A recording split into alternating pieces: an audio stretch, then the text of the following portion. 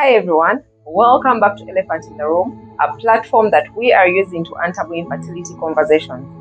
Thank you so much for watching the previous video. For those who have liked, shared, commented, subscribed to the channel, we are so grateful. And if you've not, please first go back to the previous video, watch it, share it with friends.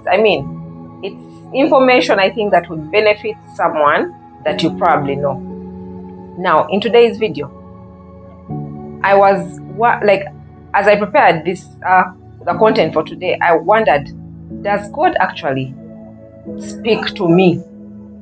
Has He answered my prayers? And I don't know if any of you have had that question, if God is answering your prayers or if God is even listening. With the fertility issues that we are going through, many times we feel like we are praying and praying and praying, but maybe the prayers are falling on a deaf ear, like on deaf ears. We do not know. So something that came to me as I was thinking about this thing is, God answering? Does God hear?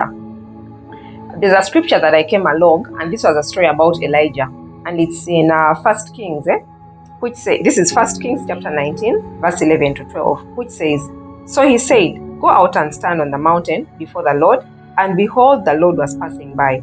And a great and powerful wind was tearing out the mountains and breaking the rocks to pieces before the Lord, and the Lord was not in the wind. After the wind, there was an earthquake, but the Lord was not in the earthquake. After the earthquake, there was a fire, but the Lord was not in the fire. And after the fire, there was a sound of gentle blowing. When Elijah heard the gentle sound, he wrapped his face with his cloak and went out." And the portion of scripture continues. So one thing that occurred to me is, there are many times where we have put God in a box. We have limited the way we want Him to answer our prayers. And the thing that I thought about first was, when I am praying, am I praying for an answer or am I praying for a yes? Because I think many of us are finding ourselves in this situation where, especially when we are on this fertility journey, you're praying to God and the truth is the answer you want is a yes. It doesn't matter if He's going to show up in any other way and tell you whatever it is that you don't want to hear. You're like, God is not speaking. And when I read this thing, many times we also think that God is going to appear in dramatic ways. He's going to show up in a very, big way and give us a big answer, write it very clear on the screen and tell us that this is what I'm telling you, Fiona. Tomorrow you're going to have a son and things like that. But the truth is, sometimes God appears in the gentle sound.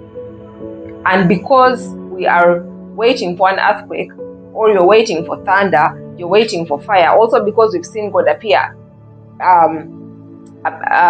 through fire, we are thinking that in this situation that I'm going through, God has to appear through thunder or fire. And when He appears in a gentle whisper, we miss it. So the thing is, the way God also answers our prayers is different. For someone, it's going to be an answered prayer with a natural conception. For someone else, it's going to be an answered prayer through a successful, maybe IVF cycle. Someone else is going to have an answered prayer through having peace after even several attempts at fertility treatment. Because this journey is very stressful. And when the more we have losses, because it's a journey filled with loss, the more we have losses, whether it's a loss of a miscarriage, whether it's going to be a loss of a failed treatment cycle, sometimes we lose our minds. We are going through depression, we are going through all kinds of anxiety and stress. But where there is peace, even in such a situation, God is in that answer. God is in that peace.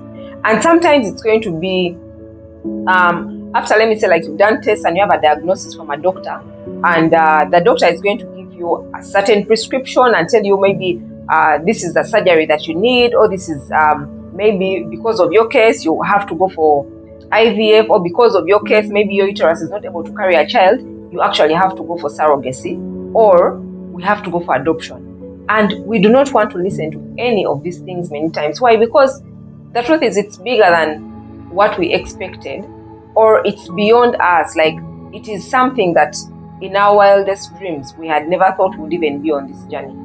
So we lock our minds up, we lock God in a box, and we are like, God, you have to answer me like this and like this. If you don't give me a child, maybe naturally, or if it's not going, if it's I do a treatment, it has to happen the first time. we are locking God up in a box, because the truth is the answer that is going to give me is going to be different from the answer that is going to give you. And he might answer through an earthquake. He might show up in an earthquake or thunder with you, and he might show up in a gentle voice.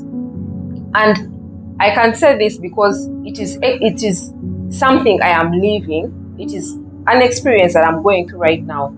There is a certain kind of peace that God has given me, and I have not stopped praying for, let me say, like a natural conception. The doctor right now has told me that if I'm going to have another biological child, it's going to happen through a surrogate. And I have found peace. God has given me peace, because surrogacy it's something. Even when I started this journey and I had to go through IVF, there are some things that you're like, you know what, I will not get to that extent. Like, no, it is not my portion. But then you find yourself in that portion that you don't want to be a part of. So I have found myself in that bracket, or in that portion where I might have to use a surrogate at some point.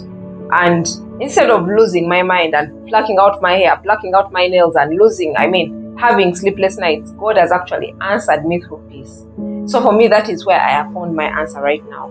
And I want to urge you, are you locking up God in a box because you want him to answer in a certain dramatic way for you, to come through for you in a certain way? Or has God actually been speaking to you, but you have refused to listen because it's not the answer that you want? So I want you to think about it. When you're praying, are you praying for an answer, or are you praying for a yes? And also, when you get a suggestion from whether it's going to be a doctor's prescription, a doctor's suggestion about whatever treatment you're supposed to use, are you taking that as an answer from God, or are you blocking it out because it is not the answer that you wanted?